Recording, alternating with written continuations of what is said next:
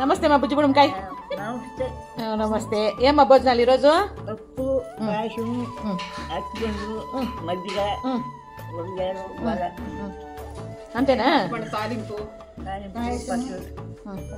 పచ్చడి,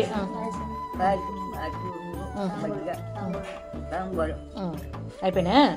అన్నీ చెప్పేస్తే. ఏమి ఇష్టమమ్మా నీకు దాంట్లో? అన్నిట్లో ఏది ఇష్టము? వెజిటేబుల్ పలావు, మళ్ళా అవి ఇష్టం.